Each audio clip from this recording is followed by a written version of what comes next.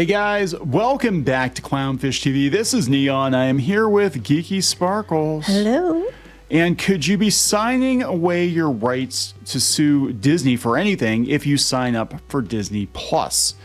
We're going to talk about that because Disney is trying to argue that the family of a woman who died in a restaurant on Disney property cannot sue them. They have to go to arbitration because they agreed to the fine print in signing up for Disney Plus. I wish we were kidding. I wish we were kidding. This is wild, and I can't believe that it's actually gotten to this point for a number of reasons. But we're going to talk about this. Before we get into it any further, please subscribe for more pop culture news, views, and rants, guys. You'll get woohoo if you do. Woohoo! So we're going to walk it back here several months. Last year, a woman died on Disney property in Disney Springs at a restaurant, an Irish pub called Raglan Road. She was a doctor. So she knew what she was talking about. She had severe nut allergies and dairy allergies, and she asked for an allergen-free menu item. And she repeatedly asked to make sure that it would be prepared. They were 100% sure that they would, not have any cross-contamination, all that stuff. And yes, we can totally do that. No problem. Yeah, which they do on Disney property. Actually, that's, I think, a mandate because I know that they always have vegan and allergy-free options, right? And gluten-free options, too.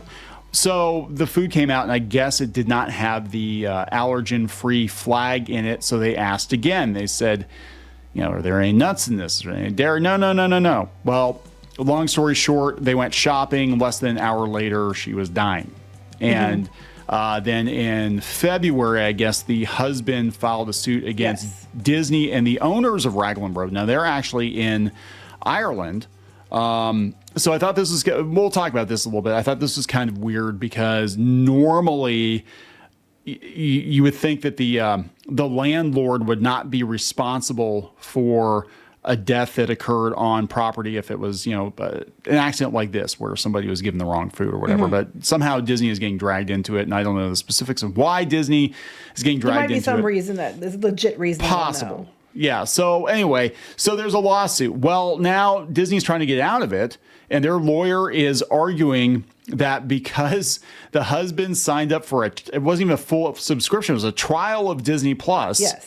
He signed up for a trial for Disney Plus that he waived his right to a lawsuit, and they would have to go to Disney's arbitrator, which we know how that's going to go. Yes, and they also, I guess, they bring up too that, because they were on the trip and their tickets were linked to the My Disney Experience app, that when you use that too, apparently, it also waives your rights to go after them unless you use arbitration and go through their requirements to do so. But you need My Disney Experience app. Most people need it for the trip. They try to say you don't. But you really, really do. You can't do Disney without a cell phone anymore. It used to be, even 10 years ago when they started, linking the magic bands and everything and linking the tickets to the app, you're expected to have a cell phone. Most people do have a cell phone now. Some people don't. But like the days of paper tickets and just like showing up, they're long gone. But yeah, so we're going to give a hat tip to Gabrielle Rousson from Florida Politics who covered this. And apparently she's the one that broke the story on the death in the first place. But this is wild because normally Disney would just throw money at the family to shut up and not talk about it because it's going to be cheaper than the potential lost business. I guess what they're trying to do with the arbitration is they're trying to keep it under the rug and make it like, okay, we'll arbitrate a amount. Here you go. But I love it. The lawsuit, the person filing it from Disney, in a May 31st court filing in Orange Circuit Court said that it should further litigation only generate needless expense and waste judicial resources. What? Disney has never seemed to give a flying fart about wasting judicial resources and expenses. We have that whole situation in Florida with the Central Florida Tourism Oversight District on both sides with that long drawn out, it was a little more than a year or about a year. Oh, yeah. On that whole thing because Disney had, done some underhanded, questionable things and their lawyers had signed under other people's names and things, allegedly, to try to change it so that the new group coming in couldn't do what they needed to do. And then they sued Disney and Disney sued them. They sure as hell had no problem wasting judicial resources then. Yeah, so I mean, Disney, they will use whatever trick they can use to get out of paying. And yeah, this is the attorney for the family. He said that Disney is attempting to rob my client of his right to a jury trial, in part because he signed up for a trial period of Disney Plus several years ago, which expired. We're in the process of preparing a legal and factual response to this novel motion, and we'll fight it vigorously. And they even pulled in some other theme park personalities, commentators. Len Testa, he's been doing this for a very long time, and he's like, yeah, you would not think signing up for a streaming service would impact your right in a restaurant in Orlando. Nobody would think that. No, nobody would think that. If you're using it, sign up for Disney Plus to watch Star Wars. Why you would, I don't know. But if you sign up to watch that horrible show, you might be signing your rights away to have, a court case. And, if something happens to you, if you did visit something down in Disney and you got injured. It's absolutely ridiculous.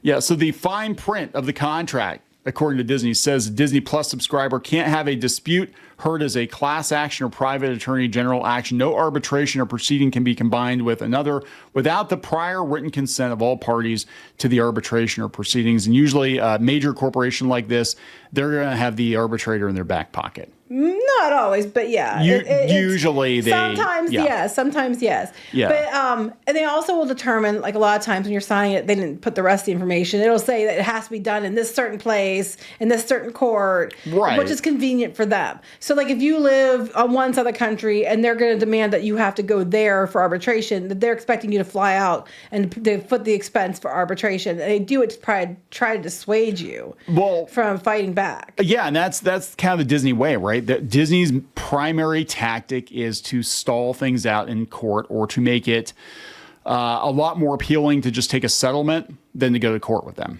because they do have, I'm going to be honest, they have some of the best lawyers on the planet. They do. And trust me, no matter how much family-friendly stuff they try to give off, they have no problem playing skeezy, playing dirty, and being absolute, bottom feeders when they need to be. Yeah, Mickey is a dirty rat sometimes, but they have all kinds of tricks that they use in court. And again, look at what happened, with Reedy Creek and the fine print, and with the last descendant of King Charles and whatever, all this stuff. I mean, that's very normal. That's a very normal Disney thing to do. They're catty bitches. So this though is wild, because if there is a precedent set, then that means anybody who has ever signed up for even a trial of Disney Plus at any point in time could be waiving their right to sue Disney. Well, the same for other companies. A lot of them probably have something similar on their fine print that you're waived by agreeing to use this. You can't take us to court or start a class action lawsuit. They tried this, I think, with the annual pass thing in California, and then they still got settlements on the Magic Key debacle. But a lot of companies will try to do this too if this goes through. I don't see how this could possibly hold up. It's like signing up for Disney Plus. It's something I think is concerning too. And it annoys me because Disney has been using your My Disney Experience app data. They use your Genie Plus data. They use your Disney Plus data. And they flat out tell you that they do this so that they can, craft things for you, which means make sure you pay them more money and sell you more shit. And they're allowed to use all your data for that, but you're not allowed to do anything to them even if it's something that's their fault. Like you go to the Disney park and you're injured and it's not your fault, it's their fault. Well, you agreed to arbitration, but we have all your data too. So they're mining your data, telling you they're doing so, but you're also waiving any right to go after them for anything. This is like the most Disney deal ever. The most Disney deal ever. When someone shows you who they are, believe them. Yeah, this is how they are. This is how they've been for decades. I mean, at least since the Eisner era. I mean, it's gotten a lot worse under Iger, but Disney is one of the most, when it comes to legal action, they're one of the most litigious companies out there. And this is wild, though. I mean, again, this does set a huge precedent if it goes through. I mean, I think they're just trying to stall for time or find any loophole they can find. But yeah, you might not be able to sue them for anything. I'm worried, like, is it going to, come down to attractions? If somebody gets killed, God forbid, on an attraction, and it's not because, they had a heart attack and they decided to ride, the scariest coasters or something like that, but it was like, hey, the maintenance wasn't up to snuff. and some bolts fell out and the thing exploded or something, God forbid. You can't sue us, though, because you had a trial for Disney Plus 4 years ago. Yes, it's ridiculous. It's very because you wanted to watch The Mandalorian. We can still keep taking your data. Yeah. Yeah, well, that's it. You're signing up for that. And you need to pay attention to the terms of service. I mean, we were covering the Adobe situation, and people don't pay attention to terms of service. But they also are very nebulous often, and they're they're worded in ways that are hard to understand or are unclear. And they do that on purpose. Yes, a lot of contracts. I mean, we've actually, been given contracts before, for entertainment stuff, and it's deliberately obtuse and deliberately nebulous, because then they could say, well, depending on the judge or the situation, we can read it a number of different ways. And they do that. And, they basically want to keep all their options open. It's the same with Adobe, and it's the same with Apple. I mean, somebody did a comic strip years ago, I remember, where they took the Apple terms of service, and this was 7 or 8 years ago, and they drew it as a comic, and it wound up being like a friggin' 60-page manifesto of this is all the rights you're giving away just by using an iPhone. And people aren't paying attention, but this is a new low even for Disney. Yeah, but beyond people not paying attention, there need to be more oversight into these contracts, I think, by the government or whoever, to make sure that watchdog groups, to make sure people aren't unknowingly signing over things that they shouldn't, because most people can't read that whole terms of service. And like I said, a lot of it's nebulous, and you might seem like it's fine to you, and a lawyer might look at that and be like, hell no. But you're not going to know that for the normal lay person. And I think that they need to be watching these contracts for consumer advocacy much, much more, to make sure people aren't inadvertently getting screwed by corporations. Yeah, so we're going to wrap this up. Yes. There we go, guys. Read what you sign. We'll talk to you later. Bye.